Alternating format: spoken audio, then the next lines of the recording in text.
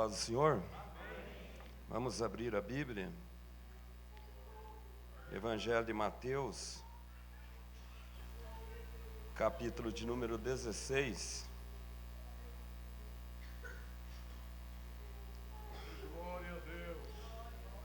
Evangelho de Mateus, capítulo de número 16, o versículo de número 18.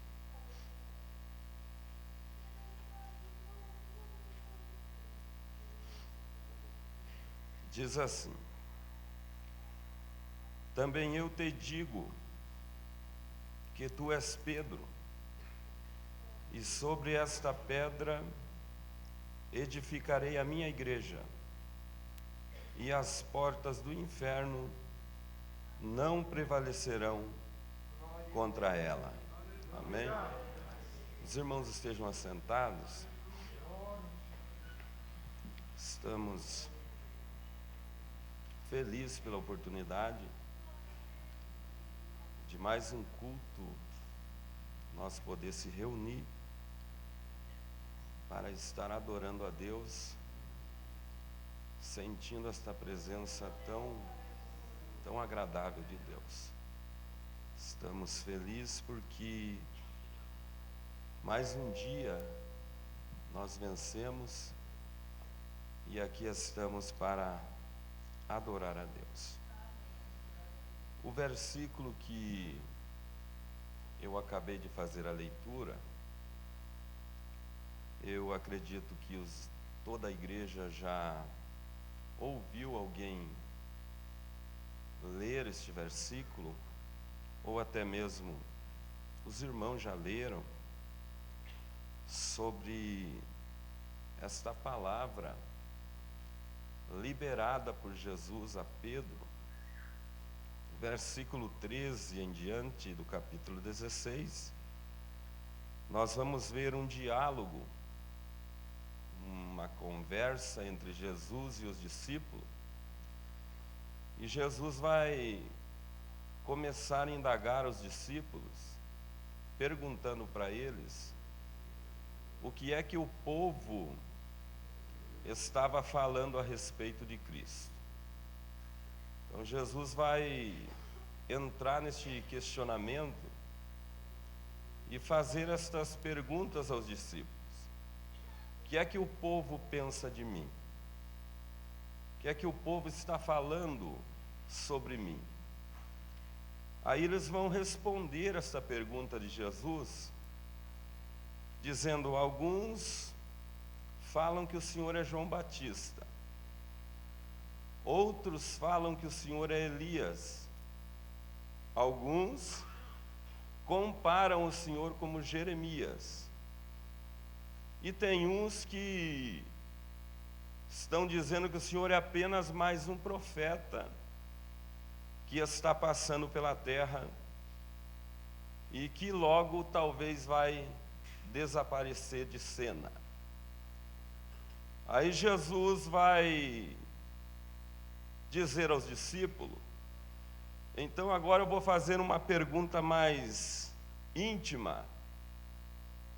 O que é que vocês, o povo, vocês já falaram o que pensam de mim, mas o que é que vocês, que todos os dias estão comigo, que se alimentam na mesma mesa, que talvez até dormem na mesma casa, o que é que vocês pensam de mim? Aí o apóstolo Pedro, que talvez sempre foi o mais afoito de todos, vai liberar uma palavra dizendo: tu és o Cristo, o Filho do Deus vivo. Aí Jesus vai ouvir esta palavra dos lábios de Pedro e vai dizer assim: porque não foi carne e sangue que te revelou isso, mas o meu Pai que está nos céus. Aí, após Pedro ter liberado esta palavra a Cristo, reconhecendo que era verdadeiramente o Cristo, Jesus vai olhar para ele e vai dizer: e eu também te digo que tu és Pedro, e sobre você, que é um pequeno fragmento de pedra, eu vou edificar a minha igreja. E aí Jesus vai liberar uma palavra extraordinária, dizendo: e sobre ela eu edificarei a minha igreja, e as portas do inferno jamais prevalecerão contra ela. Sobre qual igreja Jesus estava se referindo? Não é este templo belo que nós chegamos no culto para glorificar a Deus. Esta igreja aqui é uma igreja em organismo vivo, que é eu e você como templo do Espírito Santo. É sobre mim e você que Jesus libera essa palavra, dizendo que as portas do inferno jamais vai prevalecer contra nós. Mas eu quero, em rápidas palavras, meditar com os irmãos, baseado neste versículo e nesta palavra profética do próprio Cristo, para que estas portas do inferno não prevaleçam contra nós, igreja de Cristo, como eu já disse, se referindo a pessoas, a cristãos, àqueles que achou por bem de abrir o coração e dizer: Jesus, faça morada em mim, eu sou o templo do Espírito Santo. Para esta igreja, nós vamos ter que ter algumas missão ou missões. E qual é a missão desta igreja? Qual é o dever desta igreja? Qual é o compromisso desta igreja para que as portas do inferno não prevaleçam? Não é simplesmente assim ler o versículo e dizer: não vai prevalecer, foi Jesus quem falou, a palavra não volta.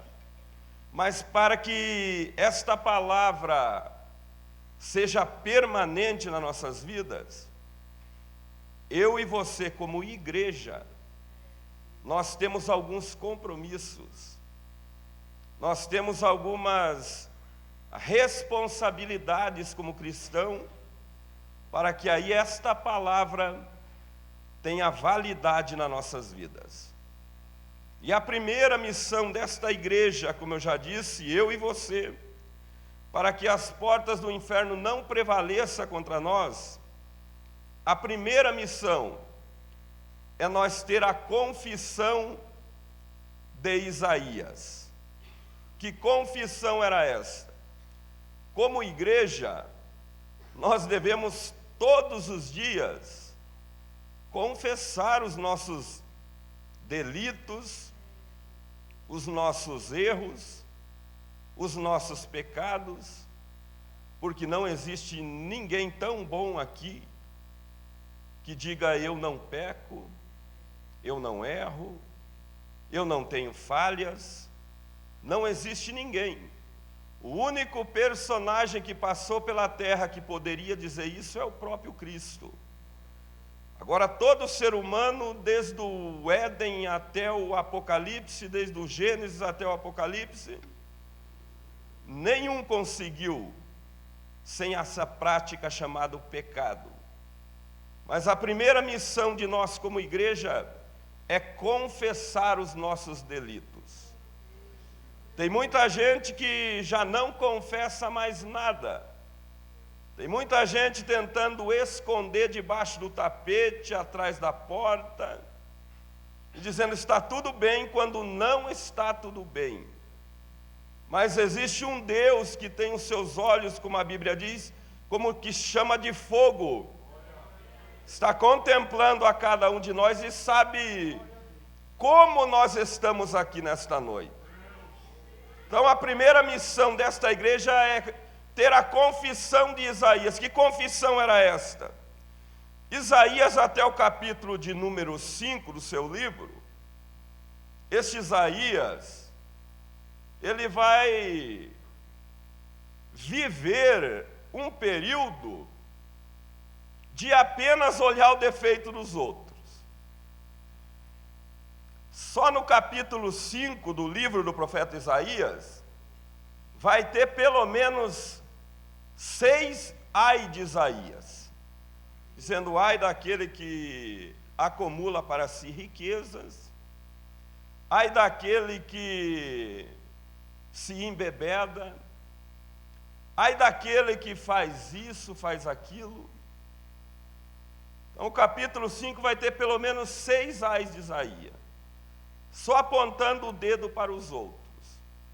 Aí Jesus, lá em Mateus capítulo 7, ele vai dizer, não julgueis, para que não sejas julgados. Porque com a mesma medida que você está medindo os outros, vão medir você também. Aí Jesus vai dizer, por que você está tentando tirar um cisco do olho do teu irmão, se tem uma trave no teu? Jesus vai olhar, veja como é sério isso, irmãos. E vai chamar no versículo 5, no capítulo 7 de Mateus, vai chamar esse tipo de crente, de igreja, de hipócrita. Vai dizer, antes de olhar para o teu irmão, olha para você. Que não existe ninguém que tenha a capacidade de apontar o dedo para o irmão. Sei que alguém pode estar pensando, quer dizer que não vamos acertar problema, então. Tem que acertar. Problema tem que acertar. Errou, tem que pagar pelo erro. Agora, eu não tenho direito de julgar ninguém. Nem Jesus, que tinha todas as capacidades, santidade como Deus para julgar, todos os textos bíblicos que alguém chegou para ele, ele não julgou ninguém. Simplesmente ele dizia, perdoados estão os teus pecados, prossiga, mas não volte no mesmo erro. Então a primeira missão da igreja é ter a confissão de Isaías. Aí Isaías, no capítulo 6, versículo 5, agora já convertido devidamente ou completamente, ele não vai dizer ai de fulano, ai de Beltrano, não. Ele vai olhar para dentro dele e vai dizer, ai de mim, que estou perecendo, porque sou um homem de lábios impuros e habito no meio de um povo de impuros lábios. Quando Isaías reconhece isso, a Bíblia diz que desceu um anjo do céu, como uma brasa viva em uma tenaz, e tocou nos lábios de Isaías, e o seu pecado foi perdoado e purificado a sua iniquidade. É tudo que o diabo não quer que alguém confesse. É que alguém chegue no ponto de dizer, eu errei, eu pequei, eu falhei. Alguns anos atrás, a estratégia do diabo é que alguém saísse da igreja, desviasse da igreja e fosse para o mundo. A estratégia do diabo hoje é diferente. Ele chega e diz, não, fique desviado, mas dentro da igreja. Cantando desviado, pregando desviado, fazendo tantas coisas, mas sem a presença de Deus, para gerar escândalo. Mas eu estou pregando aqui para alguém que já confessou os seus delitos, e você está aqui como igreja de Cristo para glorificar o nome do Senhor. Quando alguém consegue confessar os seus problemas, pode ter a certeza que as portas do inferno não vai prevalecer contra a sua vida. Vamos lá? Jesus disse, as portas do inferno não vai prevalecer. A primeira missão é ter a confissão de Isaías. Isaías teve que reconhecer que era um homem pecador e que precisava da misericórdia de Deus. Segunda missão de uma igreja que as portas do inferno não vai prevalecer é ter a consagração de Daniel. Que consagração era essa? Daniel capítulo 1, versículo 8. Daniel na Babilônia, a Bíblia diz que ele vai assentar, colocar no seu coração a não se contaminar. Estou na Babilônia, mas não vou me misturar com este povo. Estou longe de casa, longe da família, mas não longe da presença de Deus. Nós estamos vivendo neste mundo terrível, mas como igreja de Cristo não podemos se misturar com o mundo. A Bíblia diz que aquele que é amigo do mundo se torna inimigo de Deus. Quem tem amizade com o mundo se torna inimigo de Deus. Como igreja, nós devemos ter a consagração de Daniel. O rei vai trazer tudo que deveria passar para os jovens que estavam ali, mas Daniel vai dizer: não, eu não como do teu alimento e não bebo do teu vinho. Eu estou aqui, mas eu sou servo de Deus. Aleluia. Nós estamos como igreja vivendo neste mundo e há muitas coisas manchando a vestimenta espiritual de muito crente, mas para que as portas do inferno não prevaleçam, tenha a consagração de Daniel, nem que pague o preço, mas não abra mão da presença de Deus na sua vida. Daniel vai passar por um período complicado, talvez, e os irmãos conhecem a história, e eu vou passar rápido, não vou entrar em muito detalhe. Mas Daniel vai ter uma consagração espiritual muito grande e elevada na Babilônia. E não vai deixar o hábito de orar. Como igreja de Cristo, para as portas do inferno não prevalecer, nós temos que orar. Nós temos que estar armados espiritualmente, para que aí as portas do inferno não prevaleçam. Daniel passou um período de santidade, de oração e decreto faziam, e Daniel disse: pode decretar o que quiser aqui na terra. O que vale para mim é o decreto do céu. Daniel disse: não vou continuar crente, vou continuar orando. Ah, mas vai ter cova de leões, não tem problema. O Deus que eu sirvo vai entrar lá dentro dessa cova e vai me livrar. Não vou pagar o preço, não tem problema, mas aonde Deus prometeu que eu vou chegar, eu vou chegar. Se fosse olhar, irmão, para Daniel ter ido na contramão do que o rei queria, Daniel seria talvez uma pessoa menos favorecida na Babilônia, mas quando Deus quer, Deus trabalha na mente do rei humano, no coração do rei humano, e Deus coloca onde Ele quer, porque a obra é dele. Se nós não se contaminar, Deus tem milagre para a nossa vida, se você crê. Dá glória a Deus. Então Daniel não se contaminou. Como igreja, para as portas do inferno não prevalecer, nós temos que, primeiro, a confissão de Isaías, confessar os nossos delitos. Segundo, ter a consagração de Daniel. Terceiro, devemos ter a fé de Abraão. Porque sem fé, a Bíblia diz em Hebreus 11:6. Primeiro, Hebreus 11:1 vai dizer que a fé, ela é o firme fundamento das coisas que se esperam e a prova daquilo que não se vê. Então isso é fé. Só que o mesmo escritor, no versículo 6, ele vai dizer: ora, sem fé é o quê? Pode falar, irmãos. Sem fé é impossível agradar a Deus. Porque aquele que se aproxima de Deus, é necessário acreditar que Ele existe e que Ele também é galardoador daqueles que o buscam. Tem gente que acredita que Deus existe. Então a terceira missão de nós como igreja é ter a fé de Abraão. Por que a fé de Abraão? Abraão foi considerado como o pai da fé. Mas Abraão passou pelo menos 3 provas de fogo na sua fé. Primeiro, Gênesis 12. Quando Deus mandou ele sair do lugar onde ele estava e ir para um lugar que Deus ainda ia mostrar. Mas Abraão saiu. O que é isso? Fé.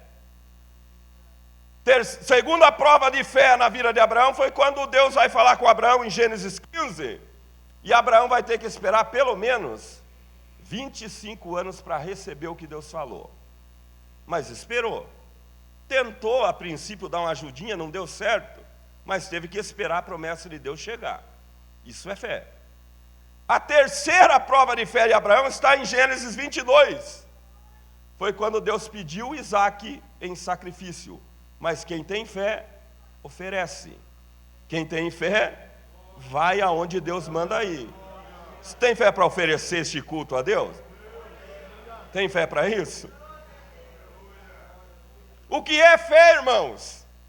O que é que se baseia na questão de fé? Fé, para você entender, é ver o invisível.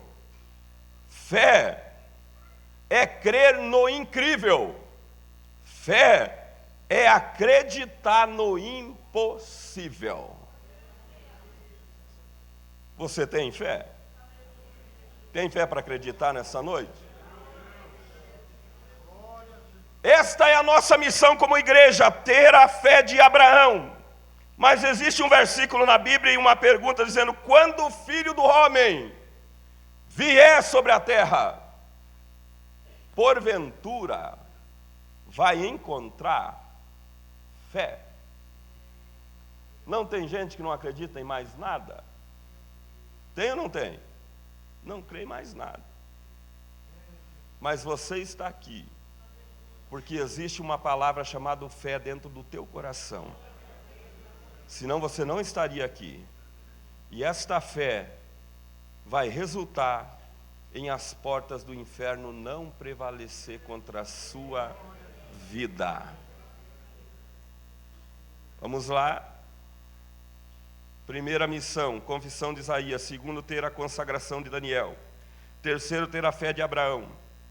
Quarta missão de nós como igreja para as portas do inferno não prevalecer é ter a coragem de Davi.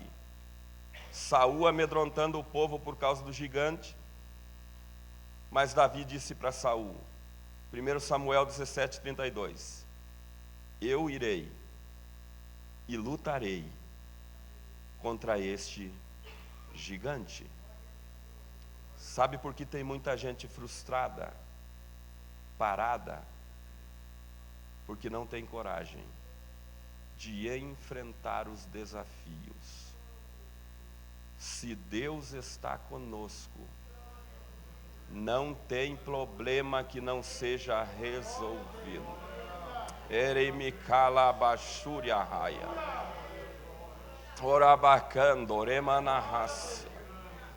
Se você tem confiança de que Deus está contigo nesta peleja, fica tranquilo. Tem que ter a coragem de Davi, enquanto Saul, como rei, estava com medo e deixando o povo com medo. Davi, sendo um jovem, disse: eu vou lutar. Eu vou lutar. Irmão, lute. Lute, como igreja, lute. Tem problema que parece que não vamos vencer, mas lute. Tem dias que parece que vai o mundo desabar sobre nós, mas lute. Aleluia.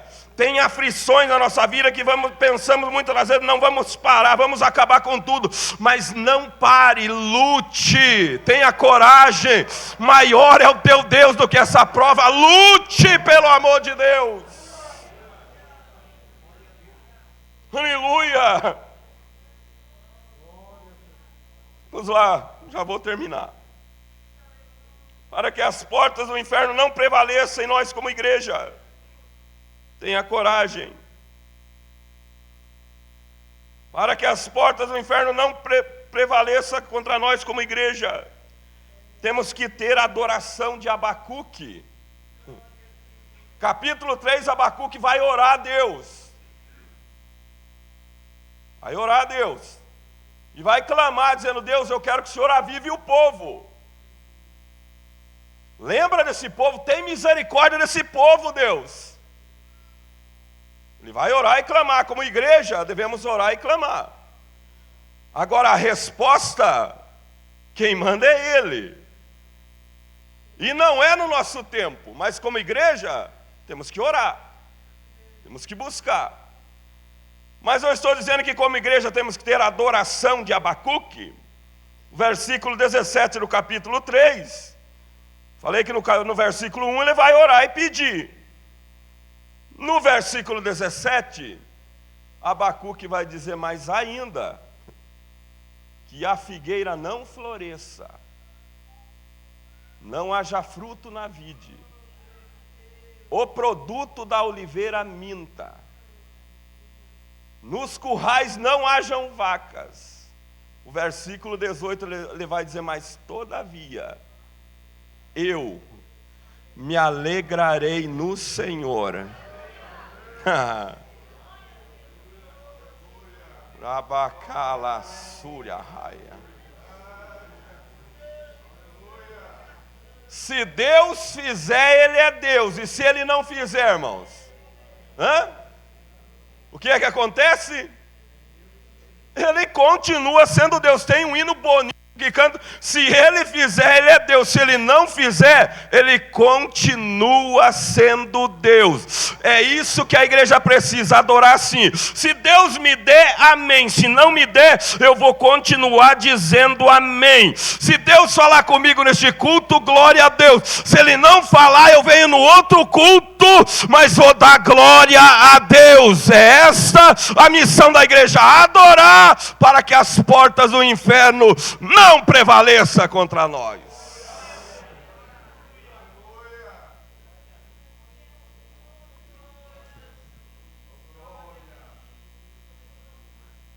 Agora, pelo menos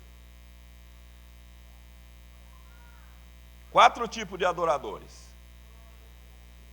que estão conosco, que participam na Santa Ceia conosco, que diz que vão morar no mesmo céu. Estou falando que como igreja nós temos que ter a adoração de Abacuque. Se Deus fizer, glória. Se não fizer, glória também. Mas existe 4 tipos de adorador. Primeiro, carnal. Adora por interesse. Quer barganhar com Deus. Quer colocar Deus na parede. Se Deus me der, eu volto no outro culto. Se Deus não me der, eu nunca mais piso aqui. Nunca mais vai pisar, porque Deus não vai dar. Está entendendo? Sou adorador carnal, quer barganhar com Deus. Mas vamos lá. Aí vem o adorador tradicional. 500 anos de crente na igreja. Adora por tradição. Ele aprendeu. Não, o culto hoje eu vou dar glória. Aí ele dá aquele glória, diz, não precisa dar mais, já dei o meu glória. É a tradição dele. Aí ele vem e diz, não, hoje é aquele pregador que vai pregar, eu não vou dar glória. Porque é aquele pregador que vai pregar. Isso é a tradição dele. Não, aquela irmã vai cantar, eu não vou dar glória.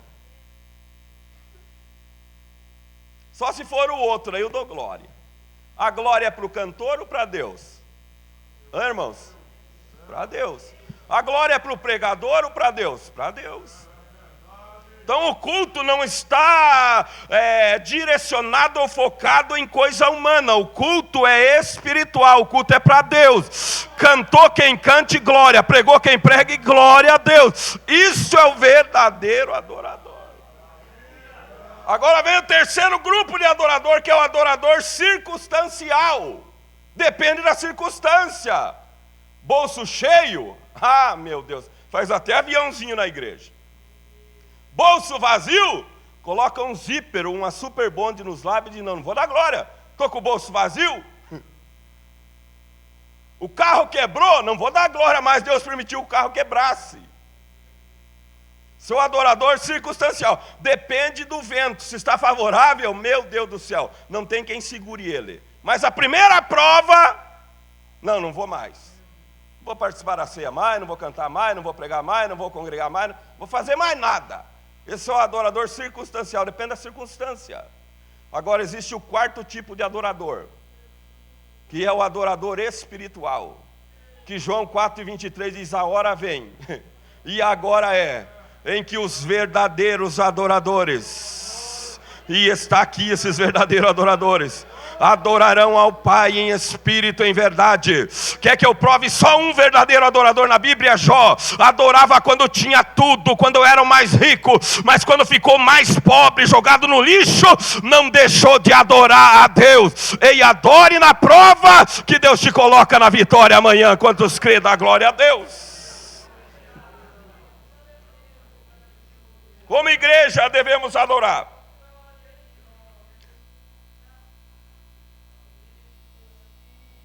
Como igreja, para que as portas do inferno não prevaleçam, devemos ter a humildade de João Batista.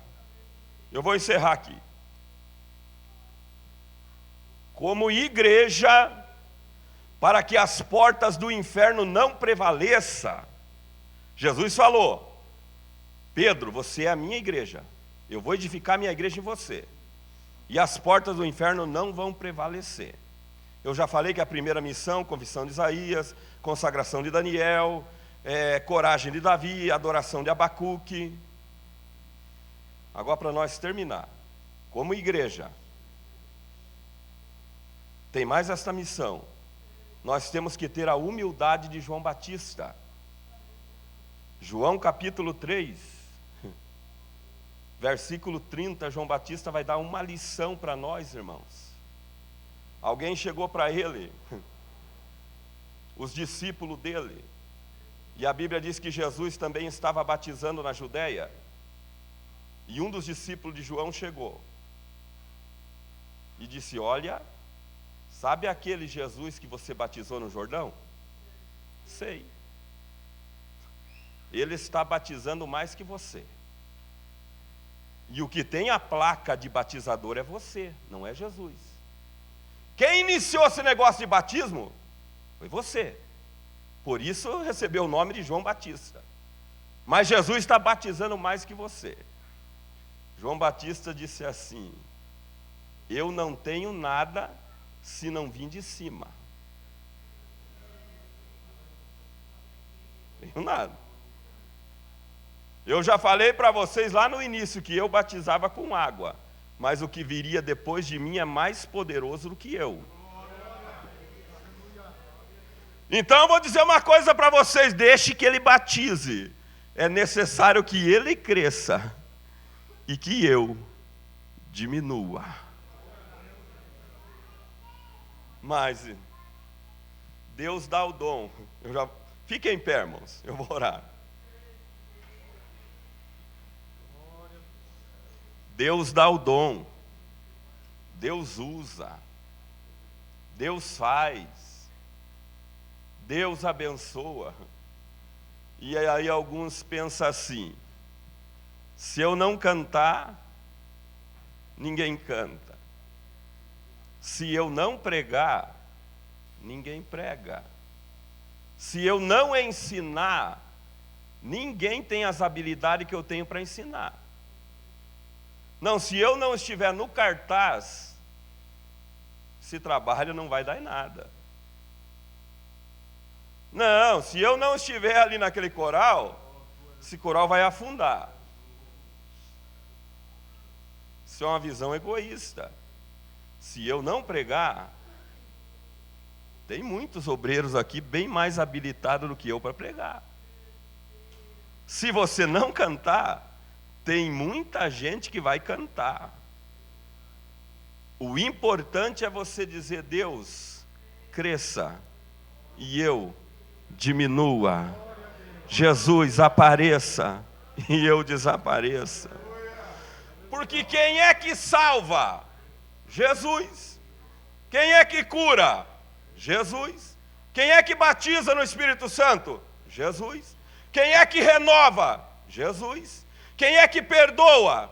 Jesus. Quem é que vai levar para o céu? Jesus. Aí por que eu querer se achar o bambambam, o bom da boca? Quem manda na igreja é Jesus.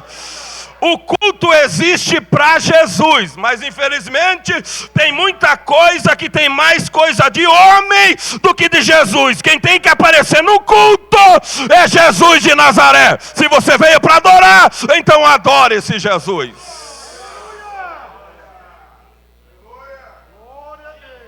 Era barraia. Pai Celestial, Tua presença nós estamos. Te louvo pela Tua palavra, te agradeço pela Tua presença. Tua igreja está orando, te agradecendo. Mandaravassaio. É sobre esta igreja que as portas do inferno não vai prevalecer. É sobre esta igreja que todo projeto do diabo vai cair por terra. É toda esta igreja te adorando, o nome do Senhor sendo exaltado. Sim, meu Deus, receba a adoração deste povo, receba a gratidão deste povo. Eu creio no teu poder, na tua autoridade. É sobre o Senhor que nós estamos ligados. É para o Senhor a honra, a glória, o louvor, a adoração da Badarabaca.